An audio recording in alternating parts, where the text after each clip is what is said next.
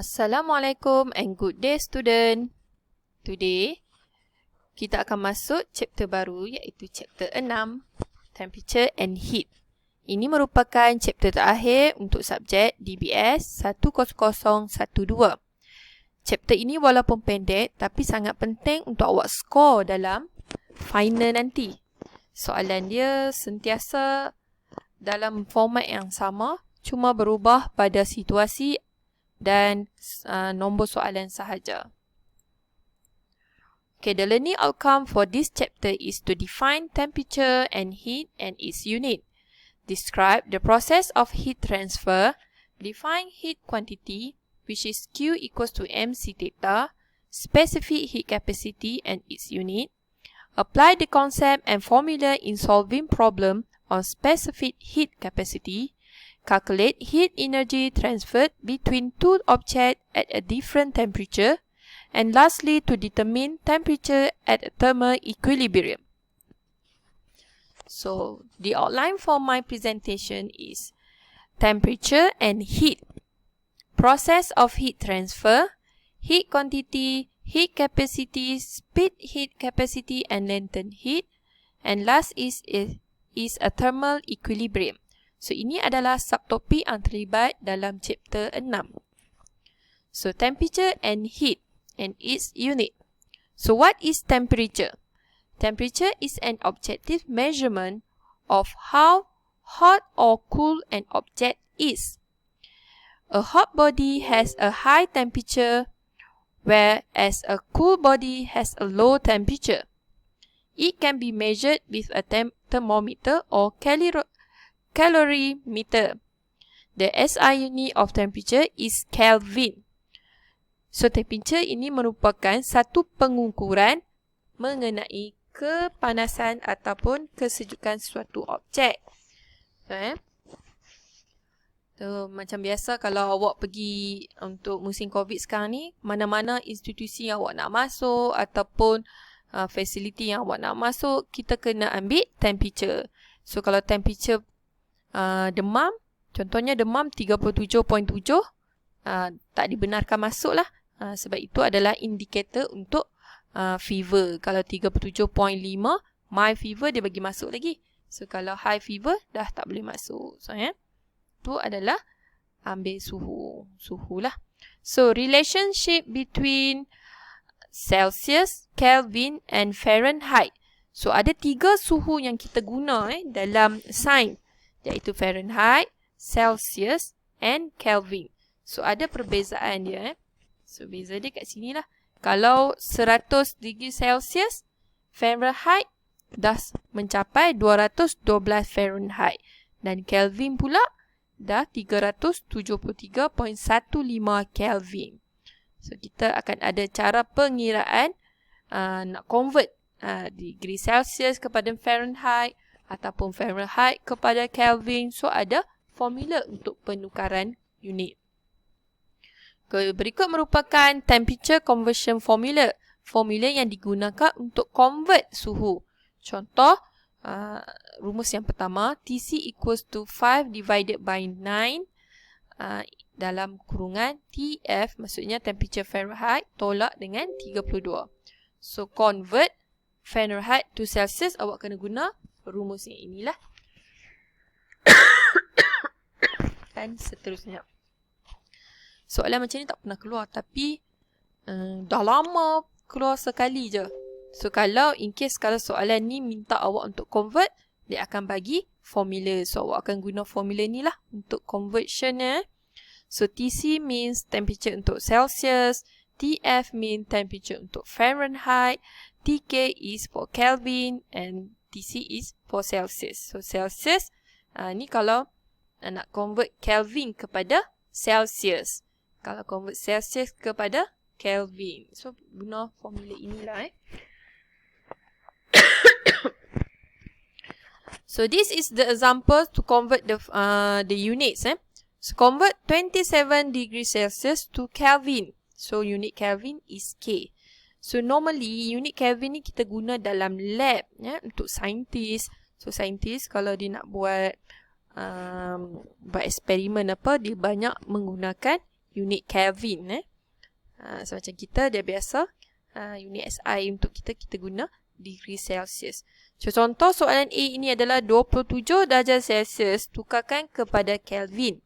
So kita guna rumus apa? Convert Celsius to Kelvin. So the formula is TK equals to TC plus 273.15. So kita pakai ini rumus dia. So itu adalah rumus TK sama dengan TC tambah 273.15 daripada table ni lah bergantung kepada soalan. So TK sama dengan 27 darjah Celsius. Sebab apa? Dalam soalan dah bagi 27 darjah Celsius. Masukkan 27 tambah 273.15. Lastly, temperature dalam Kelvin sama dengan 300.15 Kelvin. Maksudnya di sini 300.15 Kelvin sama je dengan 27 darjah Celsius. Okay. So please refer to example 1, page 119 for more exercises. So ada lagi contoh-contoh example dalam buku. Awak buat je semula soalan yang sama. So kita tengok. Process of heat transfer. So heat is defined as the flow of energy between two systems by means of kinetic energy. So haba ditafsirkan sebagai pengaliran tenaga di antara dua sistem kinetic energy. This can take the form of transferring energy from a warm object to a cooler object. Sebagai contoh, kalau awak tengok design masjid, normally masjid ni tak ada lah kipas angin kan? Tetapi dia akan ada binaan kubah yang tinggi di atas. Dia menggunakan konsep process of heat transfer lah. Sebab apabila udara ini panas, dia akan menjadi ringan. So, udara panas akan naik ke atas menolak udara yang sejuk ke bawah. So, dia akan ada circulation of udara dalam suatu bangunan tersebut. Itu ada pergerakan heat. So, the SI unit of heat is joule. Kita gunakan joule sebagai unit untuk haba. So, heat can be transferred in three situations, which are conduction, convection, and radiation. So, tiga benda ni awak ingat. Kita ada apa? Conduction, convection, and radiation. So, this is a three situation where heat can be transferred. So, process of heat transfer ada tiga tadi kan? Conduction, convection, and radiation. So, the definition of conduction is transfer of heat between substances that are in a direct contact with each other. So, dia adalah pengaliran haba melalui suatu substans yang mempunyai kontak secara terus. Contohnya, good conductor adalah apa? Sebagai contoh, kita nak mengalirkan haba daripada point A ke point B. So, kita nak join pakai apa? So, kita pakai good conductor such as copper ke, silver ke, iron ke, ataupun metal pun boleh sebagai conductor. Yang tak bagus untuk konduktor, sebagai contoh, kita nak matikan arus elektrik tu, kita boleh gunakan kayu. So, kayu adalah bukanlah satu konduktor. So, tak bagus.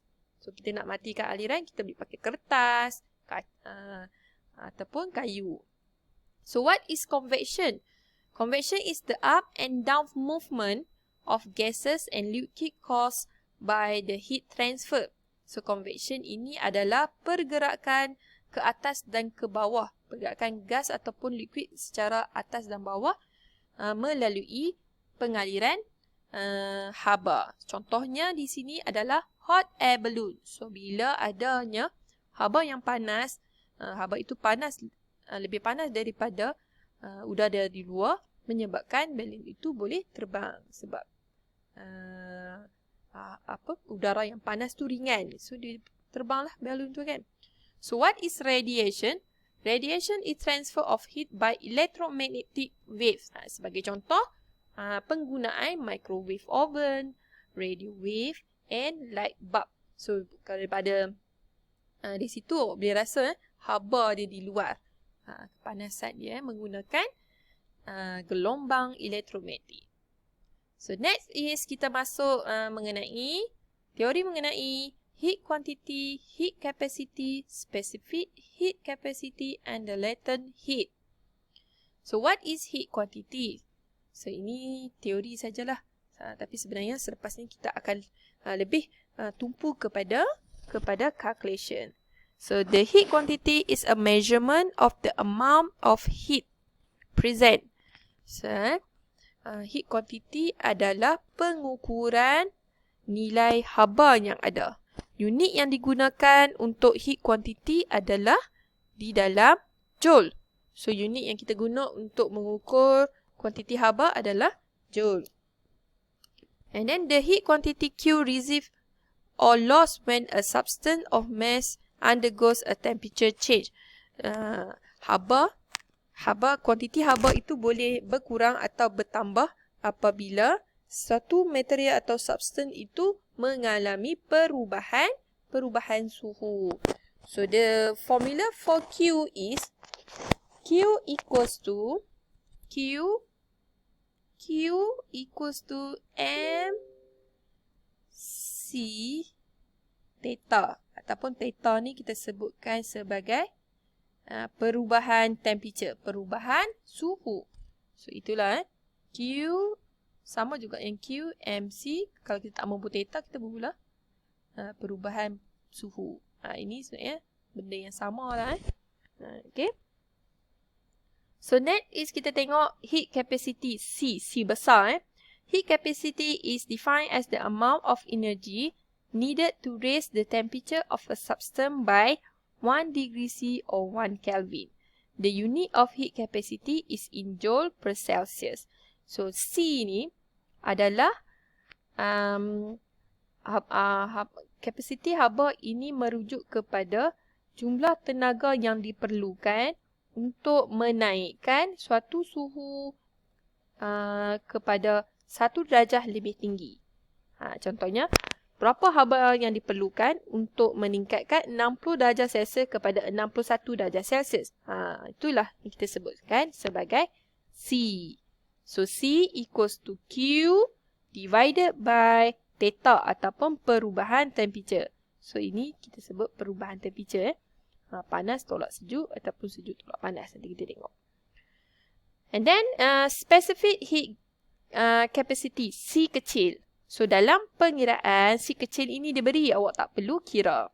So, specific heat capacity is defined as the amount of energy needed to raise the temperature of 1 kg of substance by 1 degree Celsius. So, berapakah specific heat capacity yang diperlukan? Itu kena rujuk kepada table. So, dalam pengiraan, normally nilai C ini diberi. So, jangan risaulah. Dalam soalan ini, mostly kita akan cari Q, kita akan cari temperature. Dan cari C lah, C besar. So, what is the latent heat? Latent heat is latent heat ataupun kita sebut haba pendam. So latent heat is defined as the heat absorbed or released when a substance change its physical state completely at a constant temperature. Contohnya, berapa haba pendam yang diperlukan untuk menukarkan sesuatu material itu berubah fasa. Contohnya, daripada ais dia nak tukar kepada air. So, berapakah latent heat dia, haba pendam yang diperlukan? Contoh, air nak pergi ke gas, berapakah haba pendam yang diperlukan? Itu yang kita sebut sebagai latent heat. Dia berubah fasa daripada solid pergi ke liquid and pergi ke gas. So, setiap perubahan ini akan ada latent heat. Okay? So, what is the specific latent heat? So, specific latent heat, cara macam tadi juga dia punya ni. Cuma kita kena cari menggunakan pengiraan Q is equals to ml, di mana L ni akan diberi. Okay? Kita akan tengok untuk lebih faham, kita akan masuk kepada calculation. Okay?